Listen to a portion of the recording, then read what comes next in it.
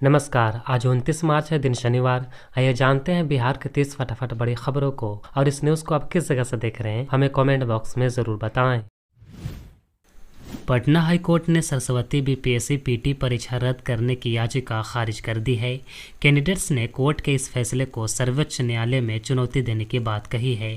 13 दिसंबर 2024 को बापू परीक्षा केंद्र में पेपर देर से मिलने और लीक होने का आरोप लगाते हुए छात्रों ने हंगामा किया था। तभी से छात्र संगठन गर्दनी बाग में प्रोटेस्ट पर बैठे हैं। आईएएस संजीव हंस से जुड़े टेंडर घोटाला मामले में ईडी ने 6 अधिकारियों के ठिकाने पर 11 करोड़ 64 लाख जब्त किए हैं। भवन निर्माण विभाग के चीफ इंजीनियर तारनी दास के घर से 3 करोड़ कैश बरामद हुए हैं। पैसों की गिनती करने में 8 घंटे लगे। अधिकारियों ने नोट गिनने की 4 मशीनें मंगवाई थीं। समस्तीपुर में बजरंगबली की प्रतिमा तोड़े जाने के बाद हालात बिगड़ गए। गुस्साए लोगों ने विरोध में आगजनी और तोड़फोड़ की। एक मुस्लिम युवक पर पत्थर फेंकने का आरोप लगाते हुए खंबे से बांधकर उसकी पिटाई कर दी गई। मौके पर 12 थानों की पुलिस कैंप कर रही है। 950 करोड़ के चारा घोटाले में अब सरकार आरोपियों से गबन की राशि रिकवर करने में जुट गई है। पटना हाईकोर्ट ने सीबीआई को सरकारी पैसों को वापस लाने की जिम्मेदारी सौंपी थी। 29 साल में अब तक जांच एजेंसी ने 1 रुपया भी रिकवर नहीं कर पाई है। 52 साल बाद मार्च के महीने में तापमान 41 डिग्री सेल्सियस दर्ज किया गया। 1973 में डेहरी का तापमान 41.5 तक गया था। बिहार के 7 जिलों में पारा 40 डिग्री के करीब पहुंच गया है। बक्सर, सिवान, खगड़िया में लू जैसे हालात बन गए हैं। मुजफ्फरपुर में मुस्लिम लड़के पर हिंदू लड़की को भगाने का आरोप लगा है। लड़की ने एक वीडियो जारी किया है। उसने अपनी मर्जी से घर छोड़ने की बात कही है। पुलिस दोनों की तलाश कर रही है। लड़की के पिता ने आरोपी को कसाई बताया है। बोले वो मेरी बेटी को बेच देगा। जमुई के सिमुलतल्ला जंगल की आग ने विकराल रूप ले लिया है। हजारों पेड़ जलकर खाक हो गए। वन विभाग ने 2 अग्निशमन वाहन तैनात की है, लेकिन आग अभी भी फैलती जा रही है। यूट्यूबर मनीष कश्यप ने 20 घंटे में ही अपने बयान से यू टर्न ले लिया।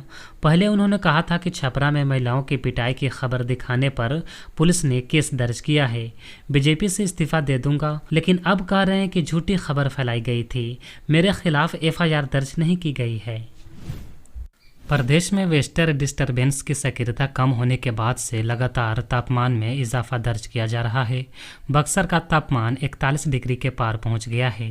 वहीं आने वाले 2 से 3 दिनों में प्रदेश का तापमान 43 डिग्री तक पहुंचने का अनुमान है।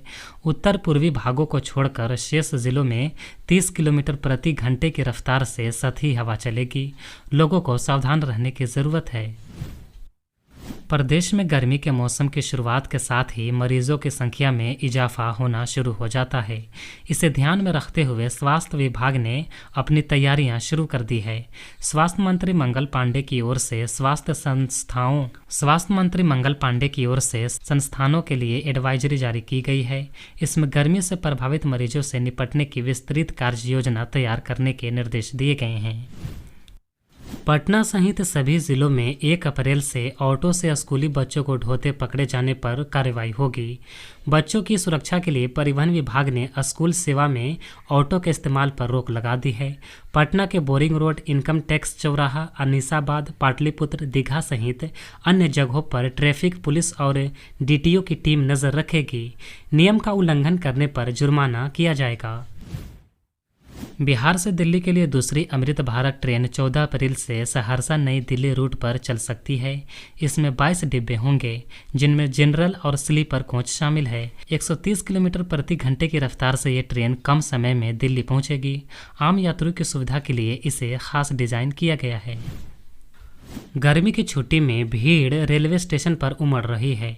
रेगुलर ट्रेनों में टिकट के मारामारी जारी है।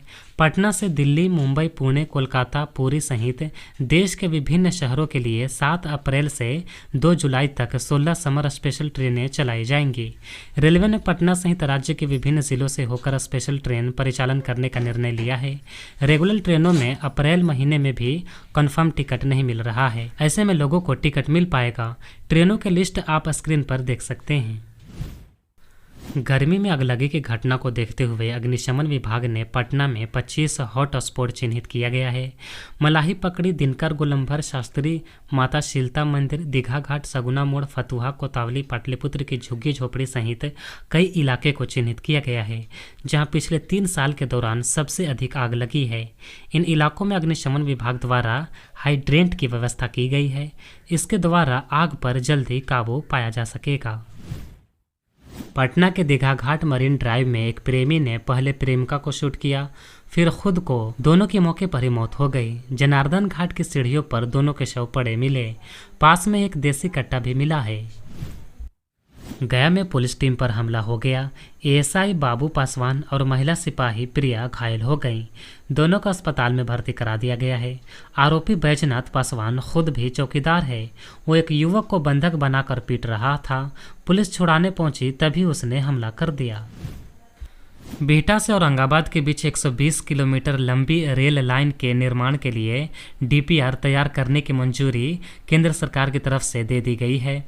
इस परियोजना के लिए 42.7 करोड़ रुपए का आवंटन वित्तीय वर्ष 2025 से 26 में किया गया है। इसके अलावा अनुग्रह नारायण रोड से औरंगाबाद के बीच 13 किलोमीटर नई रेल लाइन को मंजूरी दी गई है। शुक्रवार को सदाकत आश्रम में प्रेस कॉन्फ्रेंस का आयोजन किया गया। बिहार कांग्रेस अध्यक्ष राजेश कुमार ने बताया कि आगामी 7 अप्रैल को राहुल गांधी बिहार दौरे पर आएंगे। इस दौरान वे श्री कृष्ण मेमोरियल हॉल में एक कार्यक्रम को संबोधित करेंगे। वहीं पीसी में कांग्रेस नेता डॉक्टर शकील अहमद ने भाजपा पर जमकर निशाना साधा। साथ ही बीजेपी को जाहिलों की फौज बताया। म्यांमार और थाईलैंड में शुक्रवार को भूकंप के तेज झटके महसूस किए गए। भूकंप की तीव्रता 7.7 थी। इसके कारण हजारों लोगों की मौत की आशंका जताई जा रही है। पटना में राजद कार्यालय के बाहर लगे एक पोस्टर में सौगाते मोदी को लेकर एनडीए सरकार और उसके सहयोगियों पर निशाना साधा गया है। पोस्टर में लिखा है कि आंख छीनकर चश्मा लगा देने वाले लोग रख लो अपने पास ये सौगाते ईद किट। बिहार में इस साल अक्टूबर-नवंबर में विधानसभा चुनाव होने वाले हैं। ऐसे में बीजेपी की ईद पर सौगाते मोदी किट वितरण करने की पहल को मुस्लिम वोट बैंक को लुभाने की कवायद से जोड़ा जा रहा है। शुक्रवार को अलविदा की नमाज में वक्फ संशोधन विधेयक के विरोध का असर दिखा। मुस्लिम धार्मिक संगठनों की अपील पर मुसलमानों ने काली पट्टी बांधकर नमाज पढ़ा। कई जिलों से ऐसी तस्वीरें आई हैं। इस बिल को मुसलमानों के हितों के खिलाफ बताया जा रहा है, जबकि केंद्र और राज्य की सरकारों का दावा है कि वक्फ की संपत्तियों को बंदरबाट से बचाने के लिए बिल लाई गई है। गिरती कानून व्यवस्था के लिए नीतीश कुमार और उसके शराबबंदी कानून को जिम्मेदार ठहराते हुए प्रशांत किशोर ने आंकड़ों का हवाला दिया। उन्होंने कहा कि आंकड़े साफ बताते हैं कि 2017 के बाद से बिहार में कानून व्यवस्था की स्थिति बिगड़ी है। जिस तरह से बिहार में हर दिन लूट, हत्या, मारपीट के मामले देखने को मिल रहे हैं। पीके ने कहा कि ये कहना गलत नहीं होगा कि अपहरण को छोड़ दें तो नीतीश सरकार में कानून व्यवस्था की स्थिति वैसी ही है जैसे लालू यादव के समय में थी, और इसकी एक बड़ी वजह शराबबंदी है, क्योंकि कानून व्यवस्था को लागू करने के लिए जो तंत्र हैं उसका एक बड़ा हिस्सा कानून व्यवस्था का काम छोड़कर शराबबंदी को लागू करने, उसे छुपाने और उससे कमाई करने में लगा हुआ है। इस वजह से बिहार में सामान्य कानून व्यवस्था दिन ब दिन बिगड़ती जा रही है। बिहार में इसी साल के अंत तक विधानसभा चुनाव 2025 हो सकते हैं। इसको लेकर सभी पार्टियां एक दूसरे पर जमकर निशाना साध रहे हैं। जन स्वराज पार्टी के सूत्रधार प्रशांत किशोर ने बुधवार को बयान जारी कर कहा कि जातियों के वर्गीकरण में हेरफेर चुनावी लाभ के लिए किया गया है। उनका कहना है कि जातियों का वर्गीकरण बदलना सरकार की राजनीति का हिस्सा है। नवादा के नवाडीह गांव में बुधवार की रात हाथियों के झुंड का आतंक देखने को मिला। हाथियों ने अपनी भूख मिटाने के लिए कई घरों को तोड़कर उसमें रखा अनाज खा लिया। यही नहीं, हाथियों ने खेत में लगी फसल को भी पूरी तरह बर्बाद कर दिया।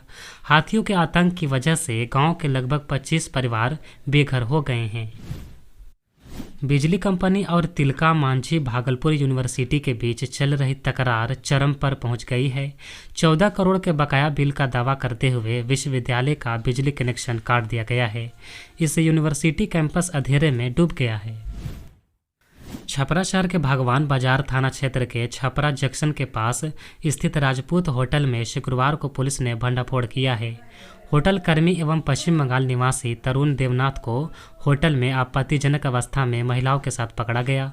इसके साथ ही समीर, अली, इलियास, रोशन कुमार एवं विशाल कुमार को गिरफ्तार किया गया है। बिहार के मुजफ्फरपुर में आगलगी की बड़ी वारदात हुई है।